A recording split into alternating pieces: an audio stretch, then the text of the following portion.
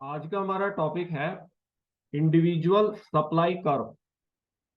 जब हम individual supplier के सप्लाई शेड्यूल के डेटा पॉइंट्स को प्राइस और क्वांटिटी एक्सिस के बीच ग्राफिकली प्लॉट करते हैं, वह प्लॉट इंडिविजुअल सप्लाई कर्व कहलाता है। तो individual supply curve upward sloping होता है, जो लॉ ऑफ सप्लाई को इंडिकेट कर रहा है। लॉ ऑफ सप्लाई कहती है कि जब फर्म अपनी प्रोडक्ट की प्राइस को इंक्रीज करती है तो वह मार्केट में नंबर ऑफ यूनिट्स की सप्लाई को इंक्रीज करती है।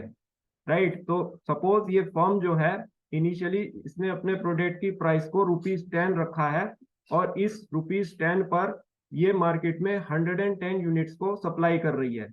नाउ जब इस फर्म ने अपने प्रोडक्ट की प्राइस को ₹10 से इंक्रीज करके ₹20 किया है, तो ये नंबर ऑफ सप्लाइड यूनिट्स को इंक्रीज कर रही है from 110 units to 180 units.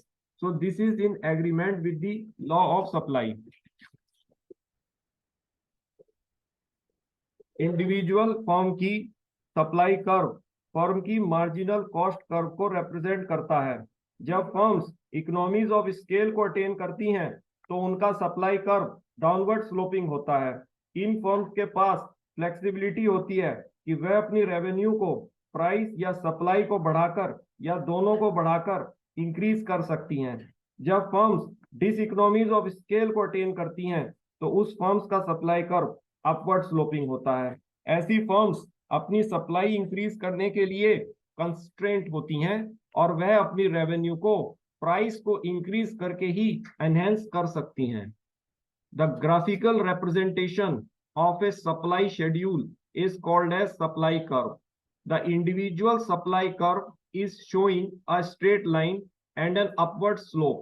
This indicates that the supply of a product increases with increase in the price of a product.